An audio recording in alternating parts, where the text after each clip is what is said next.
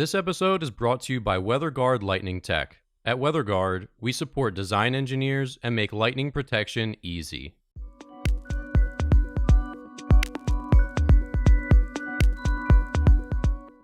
You're listening to the Struck Podcast. I'm Dan Blewett. I'm Alan Hall. And here on Struck, we talk about everything aviation, aerospace engineering, and lightning protection.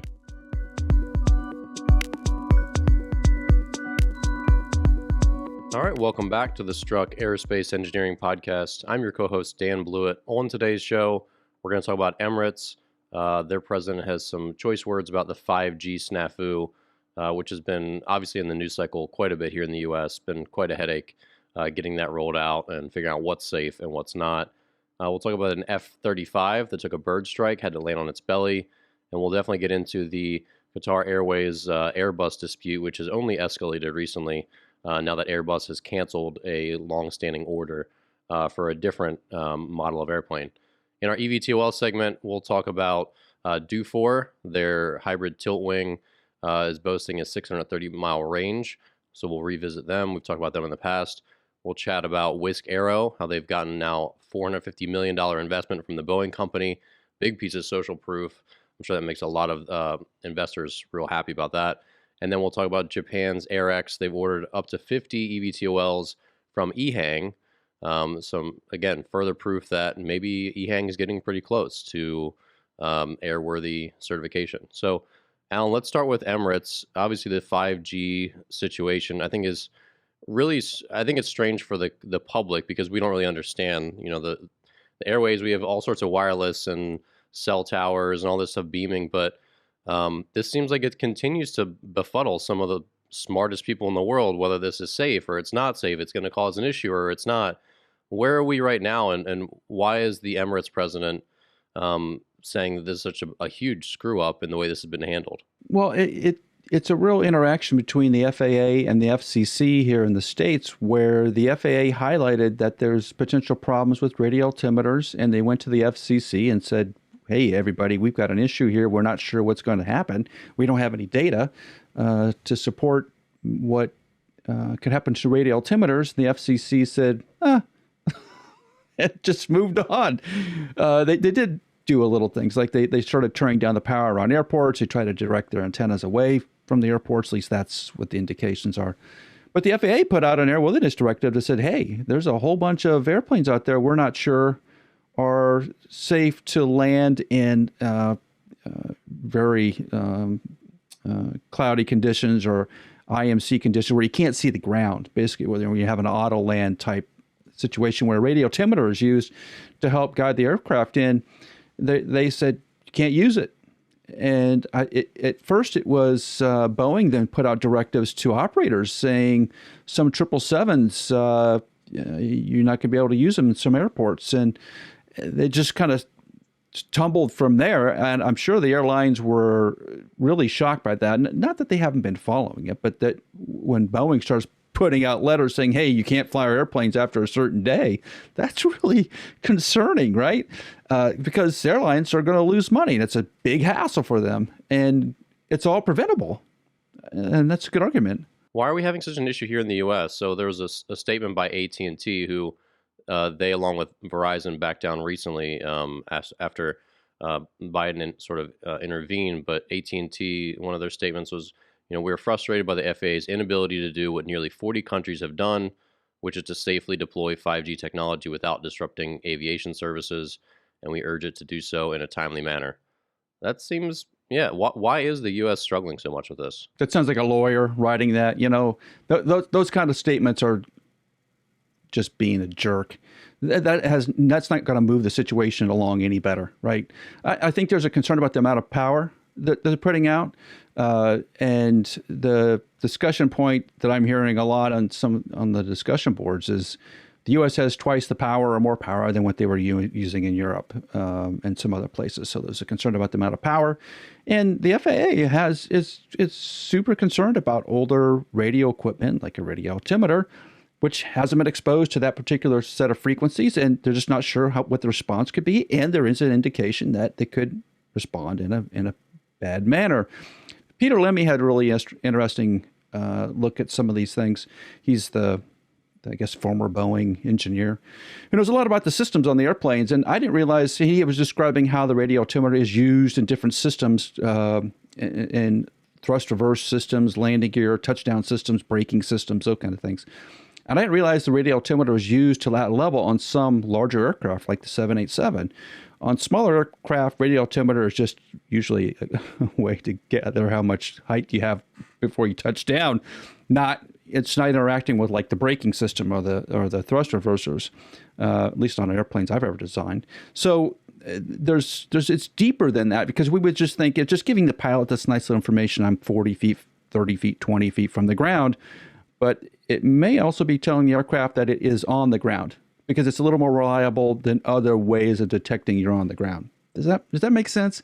So it's maybe a little bit more, so maybe a little bit deeper than us outsiders may realize. Well, we'll see how that continues to play out. I mean, Alan, what's your prediction? Is this going to be done soon? Are we going to be through this, or is this going to still be more months of turmoil about 5G? I think everything, as of right now, at least in the States, seems to be running. I haven't heard of any exclusions, or I know that they asked the airlines to check it out and to limit their sort of auto land approaches at certain airports where this could be an issue. And maybe we just had decent weather, and maybe we had avoided the situation to speak, but I'm not sure this is over yet. And weirdly enough, right, like you were saying, the telecom companies are writing nasty letters to the FAA. That's not going to move it along, right? So, and it's not like the FAA didn't tell everybody ahead of time too. I think they have been talking for a while, because the FAA seems to be pretty proactive in this. So it's weird it has gotten to this point. Just totally weird. Well, moving on, interesting story from South Korea. A Lockheed Martin F35, which is, the South Korean Air Force bought. They selected them for their FX-3 fighter program back in 2014. But recently they had an incident where I guess they took a bird strike, and this is crazy. It says the pilot didn't eject, remain in the aircraft to land it, and all systems stopped working except for flight controls and the engine. And I guess there's no injuries reported. But now they're grounding all their F-35s right now to investigate. Alan, this sounds really out of the ordinary. It is. Obviously, ingesting a bird is a thing that happens. In fact, you can go on YouTube and you can watch video of F-16s ingesting birds, and pilots having to eject in those situations. When you have a single inlet system, like it's on the F-35 or the F-16, you shove some big object in there like a bird and it gets ingested. You may not have all aircraft systems working like you want to. You may not have the thrust that you want to keep flying. The odd thing here is that they had flight controls still working, which would make sense, right? You'd have some backup means of maintaining flight controls, but they couldn't drop the landing gear. And that seems odd to me, because most aircraft are designed to be able to gravity drop the gear. And it's almost like a mechanical thing where the gear kind of is heavy enough, it starts to fall, then the air drag on it sort of forces it down and locks it in place. So it is weird that the aircraft belly landed, because that becomes super expensive. Not only do you have this engine repair you got to go do, now all the coatings, the stealthy coatings, I'm assuming South Korea has all the fancy stealthy coatings that we would have in the States, that all that just got scraped off, and all the composite structures got really damaged on the bottom of the aircraft. You kind of wonder if that aircraft is not just scrap at this point. It may be, which is why they shut down all the other flights. Yeah, right. And that seems so painful that they're so expensive and well made, that just like one little incident, not that it's a little incident, but it doesn't seem like a gigantic incident, but the whole thing's just done. Of course, I get how everything today is made that way, where sometimes you just can't go back in there and fix, I guess, the way things are bonded and welded, and just the engineering is so tight and precise. It just, I guess you can't just go back there and fix stuff and expect it to be right. But it's just so painful to think, oh, $50 million, how much does F-35 cost? Oh, more than that. There's varying amounts that I've seen online. It's one of the programs where the cost of the aircraft has gone up over time instead of down, like it's been predicted. So who knows what they actually paid for, or did the U.S. subsidize the sale of it? Who knows? But you can imagine, Dan, if you belly flopped onto a runway with a that you just don't know what you don't know. There's going to be likely to be a lot of structural damage inside of that aircraft. Yeah. Ooh. not a good day.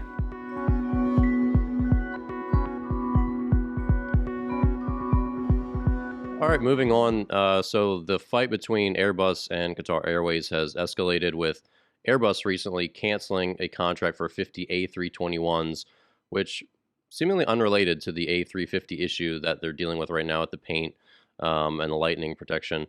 Alan, you've been following this story really closely. I mean, what's the latest here, and is this just out of spite from Airbus? Well, we're definitely outside of normal bounds in negotiations. So Qatar Airways put out a video late last week showing A350 paint damage. And the story I was getting was the paint on the airplane is original out of the factory in Toulouse, and that there were some massive areas on the upper fuselage that I thought looked really off to me, where the paint was like wrinkled, cracked, and there are other areas where in the composite world where paint pops off, like on fastener heads and those sort of things, which is really kind of normal. It's not great, but it's not unheard of either. But on top of the fuselage, it was really not like anything I've seen before. Like it had some significant manufacturing issue or process issue had happened, like the aircraft had been exposed to UV for a long time without paint on it, or it had some sort of chemical cleaning done to it and had damaged the composite surface before they painted it. Something like that has happened. And that it's affected a lot of those A350s, not just at Qatar, but it's I think Delta has some too that are just like it. So it's a deeper issue. But Qatar has been really aggressive on trying to reclaim the cost of that and get something negotiated. And Airbus has been, at least to the outside world, unwilling to negotiate. And now they canceled their A321neo order, which is probably the most successful aircraft going at the moment. The 321neos are like super popular. And maybe Airbus just figured like, well, I got this A321neo order here. I could give those 50 aircraft to somebody else pretty easily. Let's just do that and just see what Qatar does then. But that doesn't settle anything, right? It just sort of escalates it. So we've gotten out of the bounds of sort of, don't you think now we're just out of the bounds of normal negotiation? It seems like they just want to, when the lawsuit's done, just like never talk to each other again. That's what it sounds like. Yeah, it's like a bad breakup. Taking steps now to do that. Like, yeah, we don't want to give you any more aircraft. When this is done in court, we're done forever. I mean, you don't think of big companies doing that, but I don't know. Maybe there are some big B2B relationships that just fall apart and can or don't want to be repaired. I don't know. Well, yeah. And so this must have previous history, right? There's no way this issue just revolves around paint. There must be something that happened prior to this that would make Airbus skittish to work it out. That doesn't make any sense. Yeah. I mean, you talk about, especially with client relationships, sometimes you have clients that you just have to fire, right? I mean, people talk about this now and again, where if it's bringing down your company, if it's just making your employees miserable, if it's dragging out too many resources and it's just not a good fit. Sometimes, whether it's a lawyer or any other like client service, just like, hey, we can't continue to represent you or to provide you with the service that we provide. And I mean, I guess you could do that with airplanes too. If the relationship is just really acrimonious, which acrimony is at all-time high right now. So I don't know. It'll be interesting to see how this plays out. I mean, do you think it sounds like they're heading for a trial and neither's going to settle? No, it sounds like they're in court in the UK and neither side is going to settle in this. They're going to go for a while, especially since Airbus, I think once it got to the court, Airbus just said, hey, we're done, right? We're not even, if you want to go to the courts, awesome, then we're done dealing with you. And we can work it out in the courts. Because I think for knowing large companies like this, when they get to the courtroom, they can drag this thing on for years, right? And Qatar knows that too, clearly. So, I mean, in this situation, weirdly enough, the customer doesn't have the leverage. It seems like the manufacturer has the leverage and they're using it. And you don't see that very often, but in this particular case, it's being public. What I think would be helpful for Airbus is to get the PR up on their site a little bit. And I just haven't heard anything out of them yet, which is not helping their case because Qatar is just bludgeoning them, cudgeling them with this airplane paint thing. And Airbus is just standing there taking it. And then that doesn't feel right to me. Airbus must at some point say something positive here and try to move it along. All right, moving on to our EVTOL segment, we're going to start with Do4 Aerospace today. So their Aero 3 EVTOL concept is currently boasting a range of 630 miles, cruising speed of 215 miles per hour, and their full-scale prototype is supposedly going to be built this year and flight testing by the end of 2022. So, Alan, you've talked about some of the challenges with tilt wings before, and we've talked about Do4 on the show in the past. I mean, do you think this is going to come to fruition here in 2022? I mean, they're a reasonably well-established company and got a good track record. Do you see one of their aircraft being flown in 2022? Oh, well, I think that earlier model is going to be, I think they call it Aero 2, is supposed to be flying here pretty soon. But this larger aircraft, it's this Aero 3, I think is what they call it, where they're talking about going 600 plus miles, carrying 1,600 pounds. That doesn't make any sense to me based on what we've seen from other EVTOL companies like Joby. So Joby just recently set, quote unquote, a speed record for electric aircraft at like 200 knots, 205, something like that. It was empty. There's nobody in it, right? So it makes life a little bit easier. We don't have any weight in it. But they set that speed record, and before saying, well, let's go back. So Joby has a range, has demonstrated a range around 125 miles, something like that. I think they did it recently, a longer flight test. So the numbers that Do4 is putting out are almost like turboprop numbers, like Jet A turboprop numbers in terms of the weight and range. So it makes you wonder, like, how is this thing powered? Because it doesn't seem like it would be a battery-powered aircraft to do those numbers, because no one else on the planet is predicting those numbers. So either they've got some unique power plant situation where they're burning Jet A to create electricity to make the thing go, or they've got some different approach to the design, which no one else has thought of before. It's what it feels like to me, because I'm trying to relate these numbers to other aircraft I'm seeing, and it doesn't quite make sense yet. So I think we just got to keep an eye on it. And as you've seen over the last couple of weeks, there's been like this really, all of a sudden, there's been this big, maybe because COVID's over, there's been a big push to get back in this electric marketplace, and everybody's trying to find their position, right? Publicizing numbers at this point is meaningless. What only counts is what you can actually do. But it's all about fundraising, right? In order to run these companies, you need $500 million, $1 billion in cash to do this. And the way you get investors is to have numbers that look better than everybody else's numbers.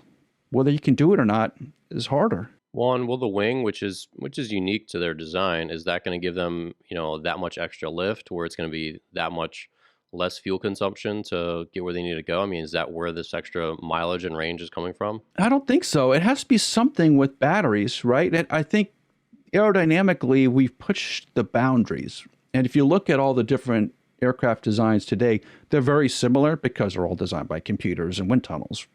So they're going to be optimized as much as they humanly can be.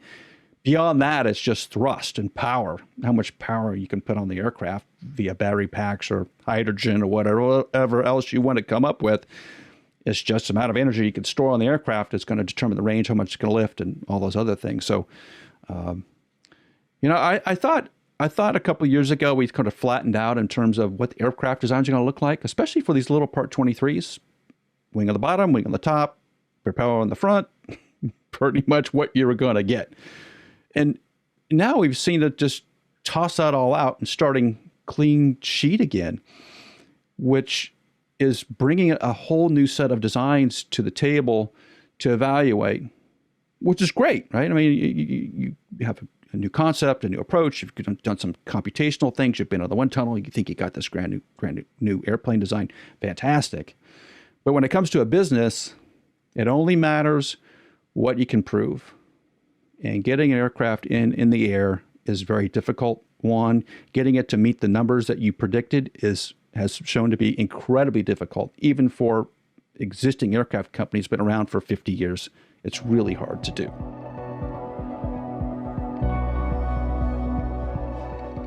Well, speaking of companies that are getting closer, Wisk Aero has just secured $450 million in funding from Boeing, obviously a very big name and a very big deal. So obviously Wisk and Archer were in a big lawsuit. I guess that's still pending, Alan. We haven't really heard much about it in about, 6 months? A couple of months ago, I think they said that Archer did not infringe, but I'm not sure Wisk has let that go yet.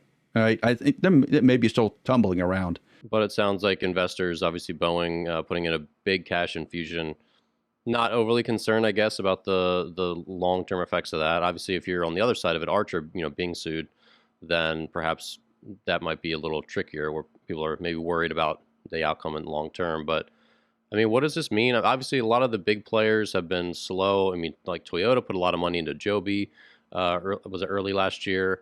Now Boeing's put a lot of money here into Wisk.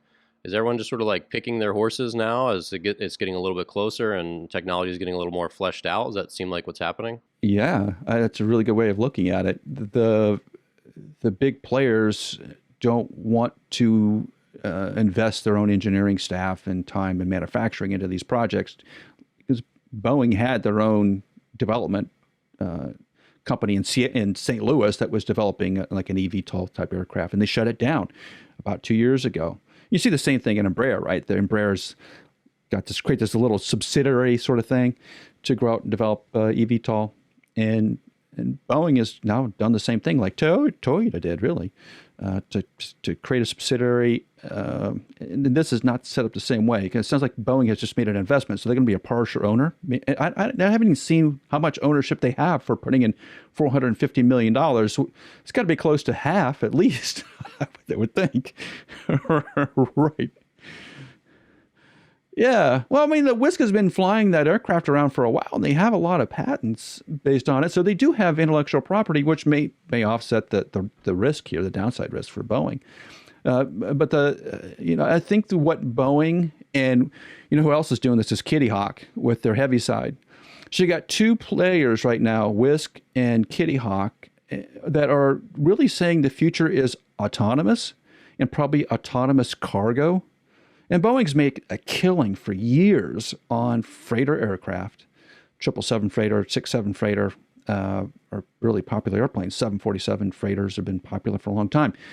So is this just an evolutionary move by Boeing to say, hey, moving freight is really important to us, and autonomous has huge advantages. I don't have to have a pilot who gets tired or is limited on how much they can fly. I can fly cargo around on these electric airplanes from place to place to place that has a potential. Where Joby is trying to sell Uber, Wisk may be trying to sell to a company like FedEx or Amazon, and which is what Beta is trying to do, right? Beta is trying to do something very similar with the Amazon connection there. So is Boeing just really saying right now the future is autonomous cargo? That's where the future is, because they're not really investing in Uber, right?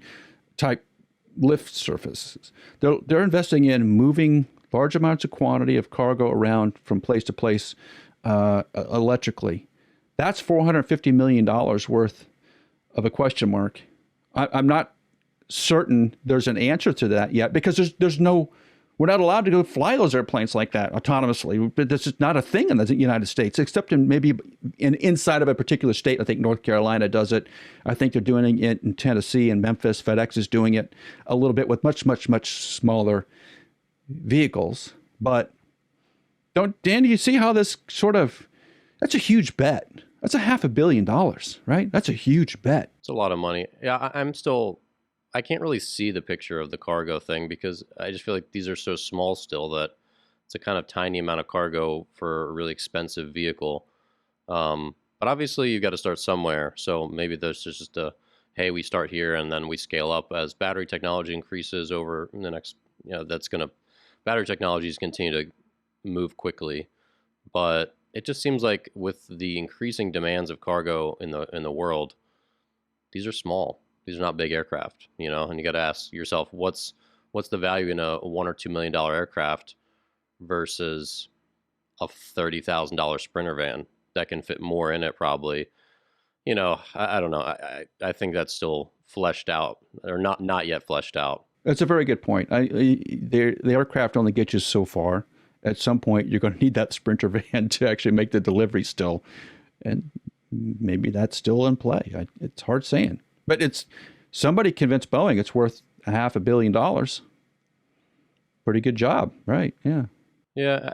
I'd be curious to see what that. And again, I have no background on logistics, so I don't know. But you'd think there'd need to be a really large cargo thing to kind of drop short-term or short-range packages from, you know, one city to the next, like from New York to Long Island, or Long Island to New York, or, you know, these like 1 or 2 hour flights where they can just drop a ton of stuff and then get it the last mile via, you know, vehicles, you know, obviously electric vans is going to be the future. They're already, you know, getting ordered and getting integrated now. But, you know, from airport to the van hub, that seems like that last little segment where maybe something like this could work, but still this just seems like a kind of tiny amount of cargo. But yeah, we'll see. It's hard to know where all this is going, and I think they probably, with their bets, are saying we don't know yet either. Let's just kind of see, and we'll see what happens and what the market will bear, I guess. Yeah, big gamble, really is. So last on the list today, Japan's AirX has ordered up to 50 units of the EH216 from Ehang. Alan, you know, Ehang had some trouble last year. They got a lot of really bad PR from that expose. Yeah, that's a good way to put it. And it seems like they've rebounded by just kind of keeping their heads down and doing the work. And they continue to be in the press. So we talked about their 5G EVto center, and now they've got again, the more orders you can get, the more that's other people sniffing around and saying, hey, this looks up to snuff. We're interested. So, I mean, is this going to continue to get them closer to certification? I mean, it sounds like this really legitimizes what they're doing, even to a further extent. Yeah, isn't this odd? Because China and Japan have always not been the best of friends over time. And even if Ehang can get the Chinese certification authority to hang a airworthiness certificate on the design, I'm not sure the Japanese certification authority will accept it. It's very similar to like when Airbus builds their next Airbus airplane. They go through a certification process with EASA, which is based in Europe, and then that gets handed over to the FAA, and the FAA, quote unquote, validates the certification, and then the aircraft's allowed to go fly in the United States. That's how the process works. So it's sort of by agreement between countries that I'm going to let you do the certification work, and I'm going to accept it for the most part. I'll review it, but I'm really not going to get too deep into it. You guys are going to do all the hard work. We're just going to oversee it.